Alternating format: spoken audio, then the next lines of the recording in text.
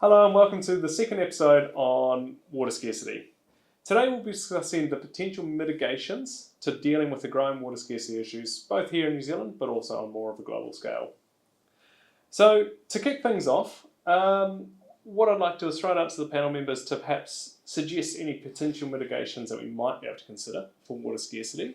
And as we go through these, I guess I want you all to think about where we should focus our efforts as an industry over the next few years, noting that there's always going to be a time, money, resource issue to doing everything that we always want and dream. So perhaps, Lesley, I'll start with you. Okay. I'm going to start with our planning framework, and I'd really like to think that as we mature our resource management frameworks, that we start thinking about water availability in the first place and enabling growth in regions where we've got the capacity to support it, rather in areas where supplies are inherently constrained. I think that would be my starting point. Jonathan? Yeah. No, absolutely. Obviously as a process engineer, I think recycling at water treatment plants as much as possible. There is like you said, there's a cost implication to it, but every bit that doesn't have to be discharged to a sewer or back to the river again, as long as it's not affecting any consents or anything like that, that's win-win. It's increasing the efficiency of plants, which, most plants are already reasonably efficient, but there's always more to be gained. Yes. Julian?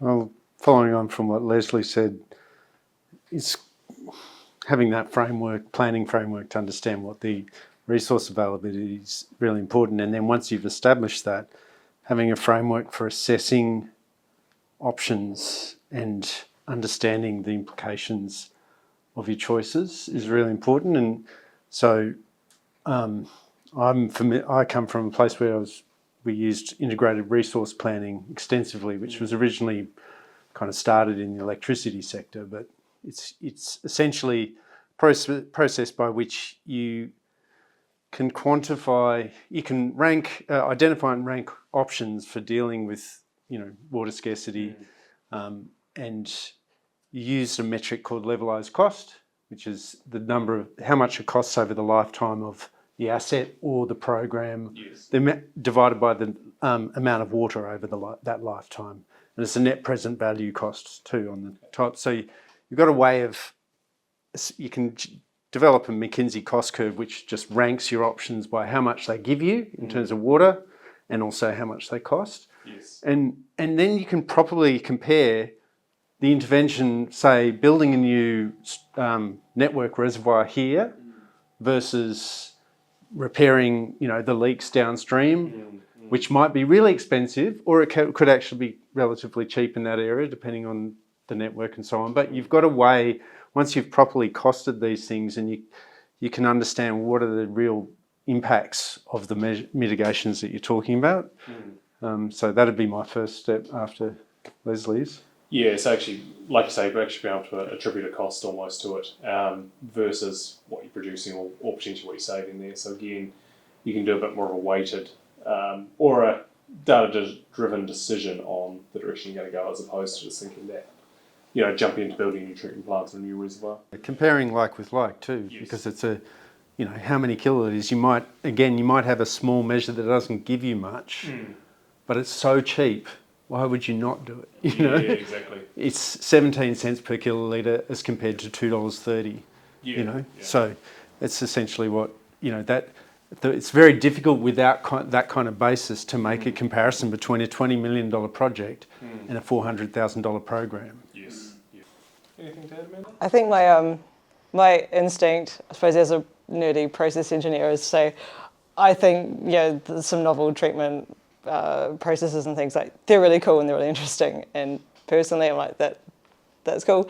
But I think going on from talking about costs and planning and things, I'd take a step further back again and say, ultimately, it's going to be ratepayers, taxpayers, consumers who are funding whatever happens. And so in my mind, one of the main priorities needs to be educating the public so that everybody's on the journey together and that there's buy-in from everybody for whatever we end up doing to address these issues. It's you can't force things onto the public, as we've I think seen.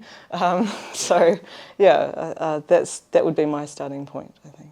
Yeah, I mean that's the whole thing, isn't it? Because being an engineer, jump straight to the technological solution, but you've got to balance it out with what people are willing to do, and also the weighing the costs. Because to give something like wastewater reuse, potentially, we've got these huge streams of sewage which can be processed into drinking water, and that may be the cheapest way, on the scale. But palatability will be the next hurdle, So yeah.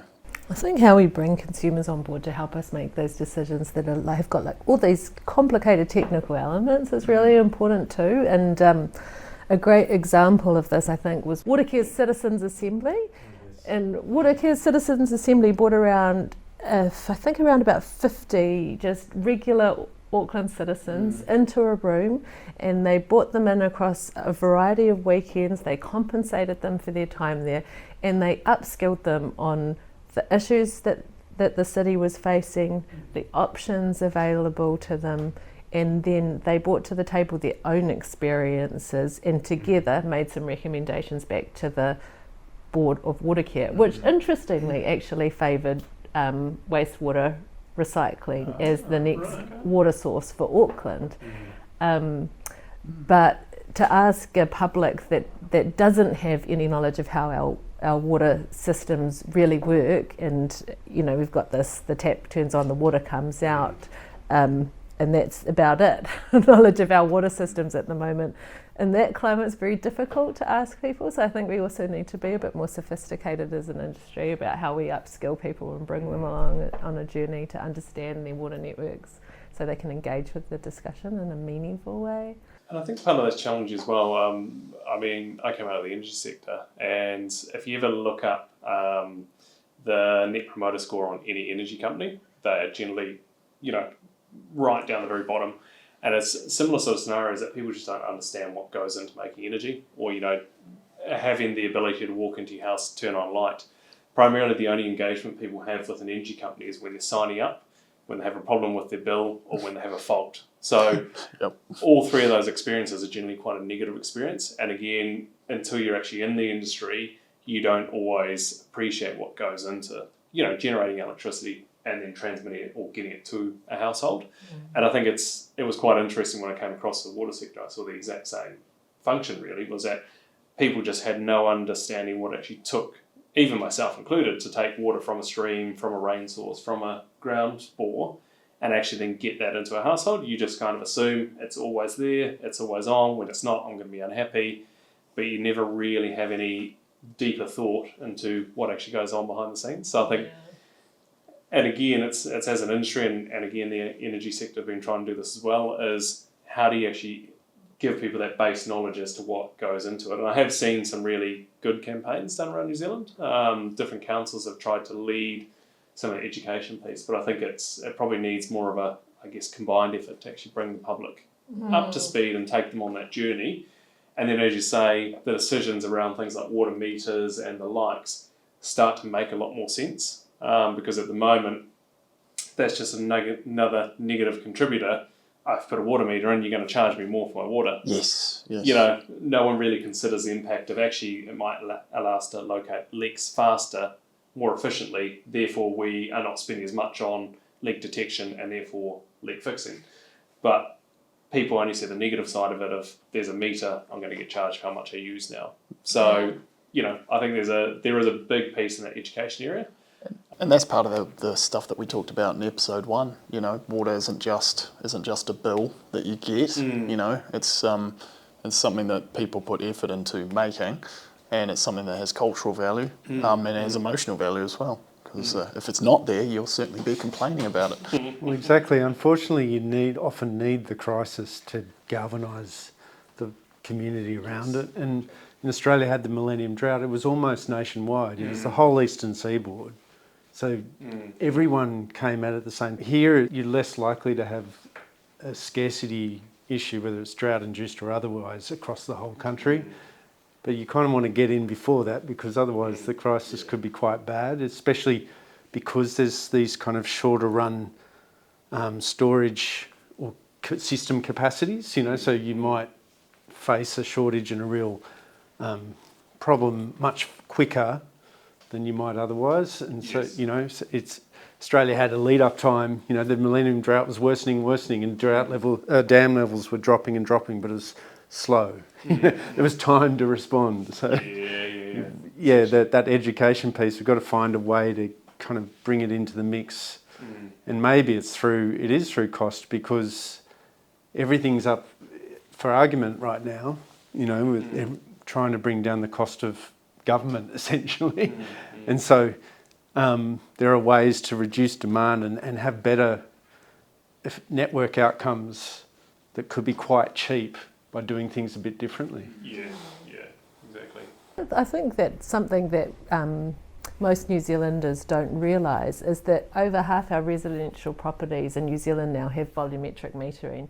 And that's definitely skewed by Auckland having like a quarter of the country's population. But I think we've moved from a place where volumetric metering was scary to actually it's commonplace. And I think it's the Infrastructure Commission who recently put out some consumer preference charging approach type information, and people favoured volumetric, by and large, most people favoured volumetric metering. But so there's those kind of organisational responses, and councils and the like have a role in educating the communities. But one thing I would say, working for a membership organisation, is that individuals have a really powerful role to play as well. And I think because a lot of us working in this sector are engineers and we've got a technical orientation, it's a bit of an uncomfortable space to step out beyond our office-based number orientated roles and engage with other humans and as educators and informers. But Water New Zealand has some great examples within our membership of people championing initiatives with high schools. We've got members that go out and visit Rotary clubs and talk to them about the issues, people that will involve grey power in discussions. Grey power, like very interested, network with time on their hands sometimes. So I think we should all feel empowered to be talking within our own networks outside of the water sector about the issues, and people are interested by and large, I find, particularly in Wellington, where we've got leaks everywhere. Like, people want to talk about it. I was going to say, and it kind of links back to what you're saying there, you essentially need a bit of a good disaster as such to, I guess, reframe people's thinking. And I think one of the biggest impacts I've seen of the water scarcity over Wellington over the last kind of summer period is that friends of mine who have never shown an interest in what I do at all, or never shown an interest in the water sector, were just asking questions saying, well, how did we get to this state? How did this happen in like a major city in New Zealand?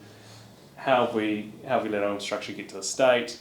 What's actually driving this? And actually ask for a bit of a deeper explanation, as opposed to just seeing that, hey, we're losing water and we all need to conserve. So I think, kind of going back to your point, sometimes you need one of those drivers to, I guess, refocus people's attention into what actually goes into this. And then from there, I think you've got to almost jump on the back of that and just keep pushing that forwards, because once there's that interest there, people are willing to actually take the opportunity to learn a little bit more. And I think that's what I noticed myself personally over the last summer period was, like I say, friends who had never shown interest in water before suddenly had a very acute interest in water. Well, the classic saying, never waste a crisis, but it's a case where we don't really ever want to be in that position. Talking about changes that we can see coming, be it climate or anything else, there's going to be more uncertainty across all different sorts of areas, be it emerging pollutants or the supply or how many people will be living in certain areas, things like that. So, this is a particular crisis, not having sufficient water. Ideally, we avoid it. Because as you say, Julian, we don't have the storage capacity to make up for significant droughts for significant periods.